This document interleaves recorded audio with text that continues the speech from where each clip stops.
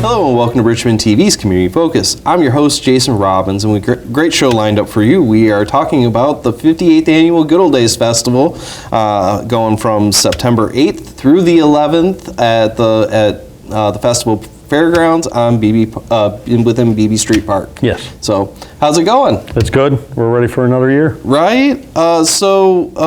What are some of the things that are going to be happening on Thursday? So Thursday is our opening day. It opens kind of later in the afternoon because school, work, all your normal events.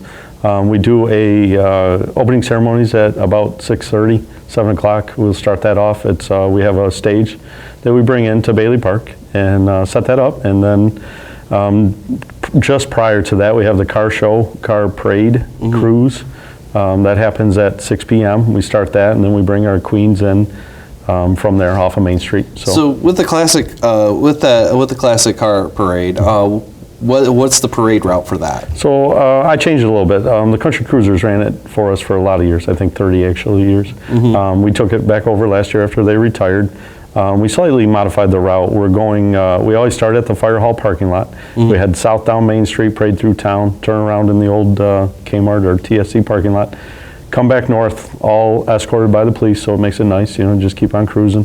Go up to Memphis, turn, go over to Armada, bring the long way back to Richmond. It's a nice little, about half hour cruise. Okay, so, and the carnival doesn't start until Friday, correct? Yeah, until Friday. It was a kind of a logistics nightmare for them to try to get from their previous event to our event, so they asked us for that. So, it gives them time to set up. Okay.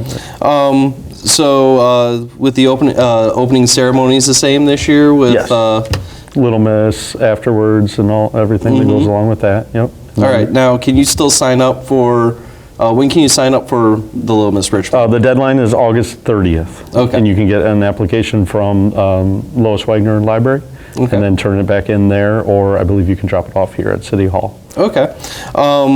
Now, at the opening ceremonies, it's usually where you announce who the Grand Marshal is this year. Yes. Can you tell us who that is this year? Yeah. We were able to meet with them, and they were very surprised. It's Keith and Sally Rangert. I don't know how they'd be surprised. Right. They're all over the place. Oh, yeah. And they do so much for the city. They're very involved. Always have been very involved. So it was very easy to meet that criteria that we have always really hounded on, needing to have. Yeah. So they were happy. Now, you also have a motor event going on Thursday night. Yes. Thursday night is the Bump and Run. It starts at 7 p.m. They do have the Power Wheels race before for the kids. Okay. It's at 6:30. And the age requirements, I think it's like 4 to 10, I believe. I think they split that up a little bit. We're still using USA Derby, but they were bought out this year by a different guy. He is a fellow racer, so I expect no less quality and probably even a better race, So far he's had a lot of good turnouts with car counts, so good. Looking forward to working with him. Nice. All right, now with Friday, that's when the carnival starts. Carnival starts. Last year we backed it up a little bit because school was delayed that week, so the kids were out there. This year school's on time. Right. They got the parking lot done, so we're going to start the normal time, 3 o'clock till 10 o'clock on Friday. Okay. And $25 wristbands. Now, do you have who's the entertainment in the beverage tent this year? That is D&J Productions. They've been with us a long time. It's a DJ. Okay. And it's nice, on Friday night everybody's loud and sassy, so need something in there, just keep up with everybody's of course, ready to rock for the weekend. All right. So, and then is there any other events going on Friday? 6:30, you got the outrageous outhouse races. Okay. We got a new chairman last year. She did an excellent job. No shortage of teams, lots of help. She comes from a big family, so ran that seamlessly. Then 7 o'clock is the Figure 8 Derby. Okay. Also a very big race. We get a very good crowd out there for that one. Nice. So same people, same event. Right.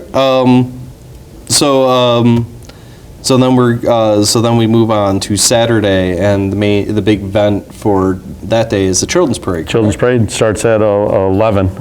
It's themed every year. Try to just do something with it. Right. Nikki there, she went with "We Love Our Farmers," kind of trying to pay homage to the bad couple of years here with the farmers have had between the weather and the COVID and everything else. So we want to see like a big support of our local farmers out there. Hopefully do maybe some families from the farms will come out. Otherwise, we're gonna, the the Ricks family always gets in there with our stuff, and we're going to try to dress them up like a couple of little farm boys or something, you know, do something fun with it. Oh, that's great. Yeah, it'll be fun. And the tractor display, you know, starts on Friday also and goes through Saturday, so kind of all ties in together. Right. He's got a nice turnout over there too. So now going over to BB Park and Bailey Park, where usually you have a lot of vendors. Are all the vendors going to be out there again? Yes. Yep. Snowmobile display? Yep, snowmobile display. We got a new chairman for that this year, Steve Busen. He goes way back with the antiques clubs. He's in all the clubs. He goes on the rides, everything. So he's right in there with all of them. I'm really hopeful for him because the event has kind of staled out, you know, a little bit. And he, I mean, just with his friends and family members, I think they're going to bring a lot of good, really cool stuff to see. So we're giving them kind of carte blanche on space and saying, hey, go as big as you can. We want to see some turnout over there. We are keeping the festival stage all weekend. That's something new we're going to try again. Shelly, one of our chair people for the event, she has worked really hard and is trying to fill that stage all weekend long with local acts, dance groups, bands, all kinds of stuff. So I'm really hopeful to see what she can do. And then also on Friday and Saturday, we're in that same area over there. We're going to have a new event. It's a foam party. So it's this neat machine. It's new to me. I'm old. It just puts out this clean foam, and the kids just kind of dance around, screw around on it. But it looks hilarious. So my kids are excited. So it's something fun. On Saturday, we're going to do it from, I believe it's 7:30 to 9:30, and what we're trying to do is kind of keep people up at the park for the fireworks. Fireworks go off at 9:30. You know, as long as it's good weather.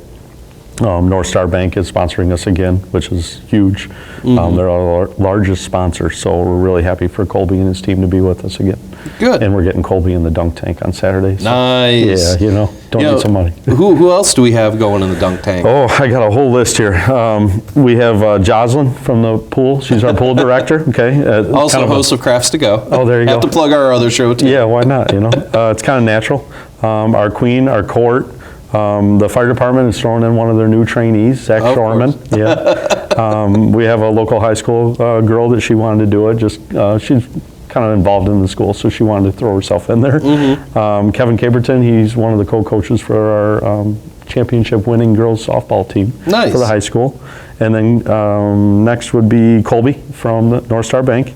And then we got a special treat thanks to Laura, our Queen's chairperson.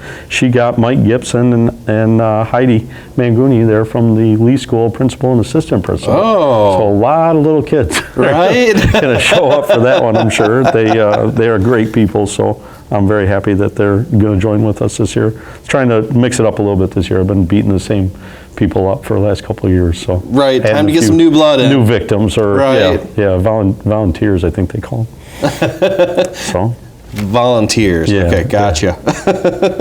All right, so we're gonna take a second to go talk to Miss Richmond and her court, and so we'll be right back. Stay tuned.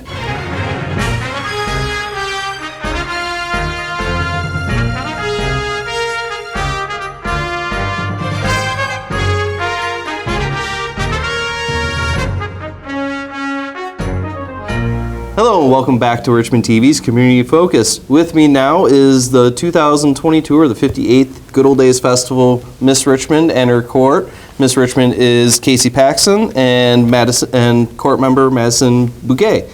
How you doing today? I'm doing good. Thank you for joining us. So what's it been like being Miss Richmond over the past summer? It's been very eventful, a lot of fun. The kids make it definitely worth it when they look up to you as a princess and a role model. It's definitely worth it.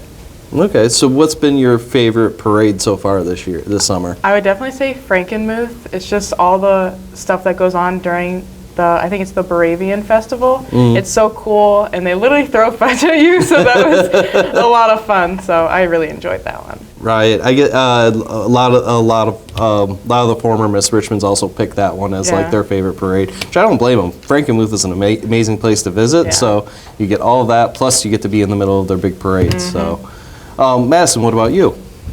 Is it the same? I would also have to say the Frankenmuth. All of the parades are awesome, but I mean, the free fudge, can't turn that down. Now, when you go to the different parades, do you hang out with the other queens from all the different communities? We always make sure to try and get a picture with them or get to know them a little bit more. Like there's a blueberry queen, which we had no idea there even was one. Where's Blueberry Queen from? Oh, I have no idea. It was like, I think 2 hours from us. Montrose? Montrose. Montrose. Montrose. Okay. Montrose Blueberry Queen. That's where she's from. Where are both of you going to class this year? I'm actually going to SE4 St. Clair County Community College, and I'm playing basketball there. Okay. Yeah. So I'm actually not in college right now, but I am working as a life coach at a special needs academy. Okay, so what are your goals after you're done with college and everything? What's your adulting goals? Like job-wise, occupation. I really want to go into marketing or business, some sort of field of. And the ultimate goal is actually to work from home, because because of COVID, you found like a lot of companies found that it was actually easier to work remote than in an office. So I really want to do that. Okay. Matt, what you were just talking about before. So Yeah, I'm hoping to stick with this job. It's working really well for me, and it's such a rewarding job just to work with them. Okay, cool. Very, very cool. What are you looking forward to the most for Good Old Days Festival? I really enjoy the kiddie parade, the ping pong drop. Like that's what I looked forward to as a kid. So to be able to watch it is just amazing. I can't wait. You're not going to scramble out and get some of the prizes? I might have to steal some, but I wasn't gonna. You can't expose me like that. Well, we'll find out later what some of those prizes are. So is there anything any of you would like to add? Go Sarah. Yes. Woot. Sarah Gasco, our other court member, was sadly not able to come today. She's actually at University of Michigan. She's in the band there, and she's just living her life, doing the best. So wish she could be here, but love her. Hopefully we'll see her around during the weekend. Oh, for sure, yeah. So, all right. Well, thank you very much for joining me today. We'll be right back with Matt Ricks and the rest of the Good Old Days Festival.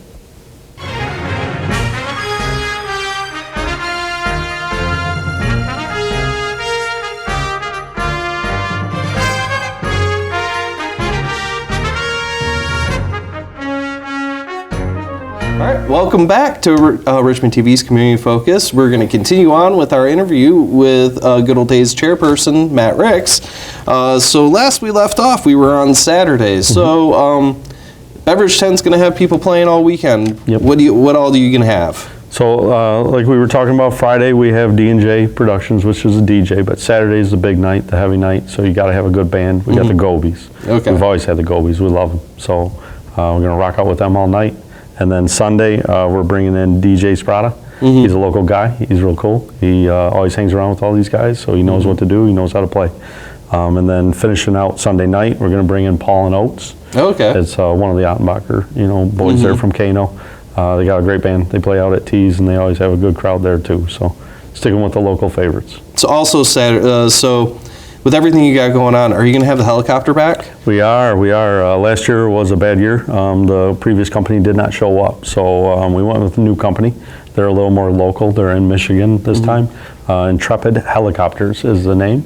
Been having nice conversations with him. He sounds like one heck of a nice guy. So the rides are $50 a person. It does sound expensive, but if you tried to do this anywhere else, it would cost you a couple $100s to do the same ride. So because of his amount of quantity, he can do it at a lower price than you would pay anywhere else. So right. I remember back when you guys first brought it, I went up there and it was quite an experience. Right. Different crew, but still don't miss the helicopter ride. If you don't have a problem with heights, it's an amazing experience to see Richmond. That's my problem. Right? Yeah, I'll send you up with a camera. That sounds good. I don't know. Those helicopters are small, so be sitting there with the camera. Nice.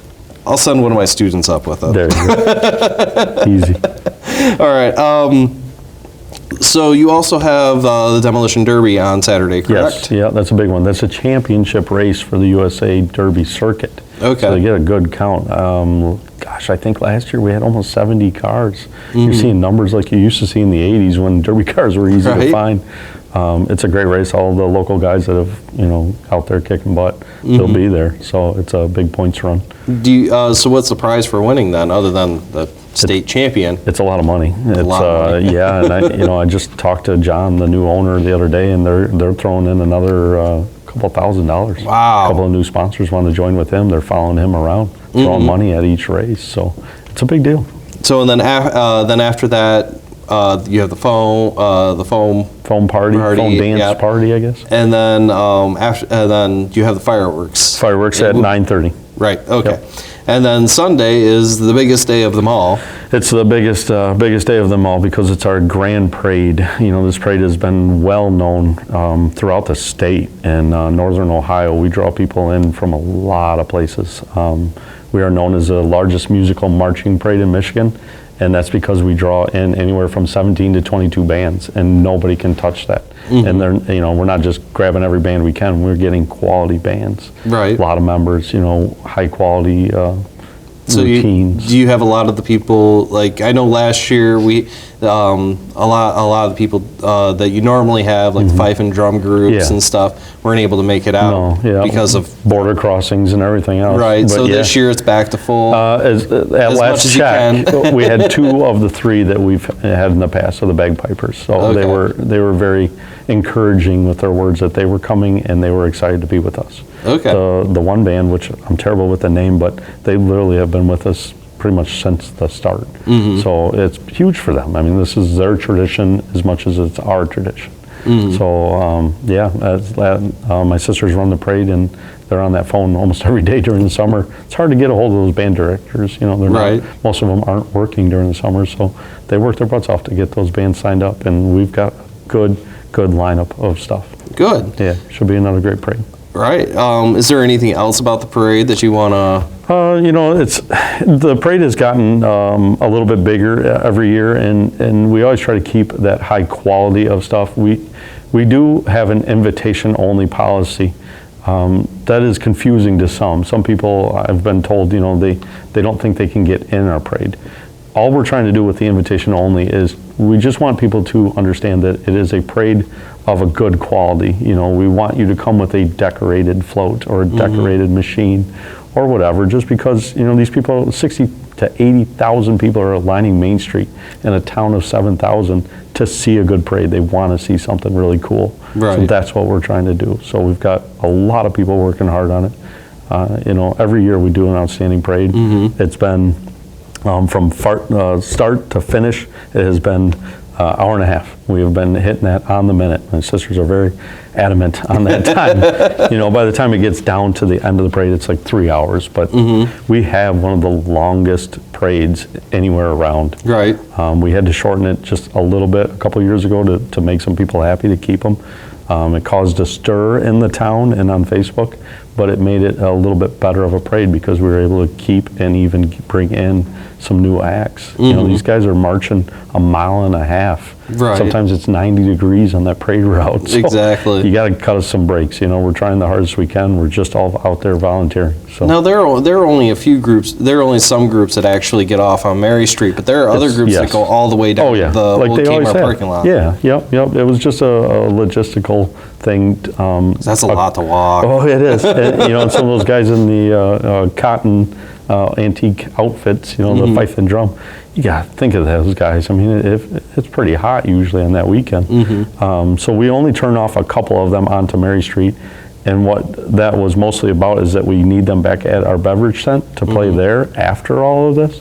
And we put a couple of smart buses from Jeff White, has worked with us, and he gets them back to that thing, and they are able to take a water, have a hot dog, sit for 2 minutes, and then go and play for another hour and a half at our tent. So I don't know, it worked out very good. Despite some of our criticizers, it really was the best move we could do for the parade. So yeah, most of everything else just keeps on going down where it always has. So it's good. All right. So with that, I think that covers the entire weekend. Is there anything else you'd like to add that we missed? As always, I just want to say thank you to everybody in the city, the city of Richmond, its workers, the DPW, Richmond TV, the fire department. I mean, all these guys, we all work together over over weeks. It's not just 4 days, doing stuff like this and, hooking up with everybody. Ladies Auxiliary Fire Department's going to do food for our car crews for the first time.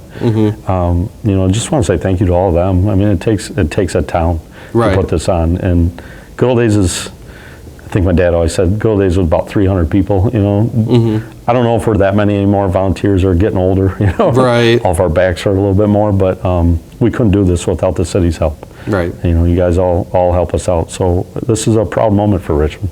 Bring in a lot of people. It really helps businesses around town. It's a big fundraiser for a lot of groups. COVID really showed that year how important Good Old Days was. So. Yeah, and definitely we'll be out there catching as many events as we can handle. Absolutely. Love seeing you out there. It helps. So, all right. Thank you very much, Matt, for joining me. Good to see you again, Jason. All right. As a reminder, Good Old Days Festival is going to be on September 8th through the 11th with all the various events. You can go to www.goodolddaysfestival.org. .com. .com. Our website is new. Oh, okay. Yeah, so new website, looks great, have looked at it. So go to www.goodolddaysfestival.com. You can also visit their Facebook. They'll have more information up there. You can see Miss Richmond and her court also have a Facebook page, so you can keep up to date on what they've got going on throughout that weekend, on top of all the other events that they've done in the past. And you can, as usual, anything that we've talked about will be, if you're watching this on YouTube, will be in the description below. You can catch us on our YouTube channel at Richmond TV 12. Make sure you go like and subscribe so that you're up to date on all of the programs that we have coming out. And also, you can watch us if you're within the Richmond area. You can go to Comcast Channel 6 and view our channel there and all of our content there too. Thank you for joining us and have a great day.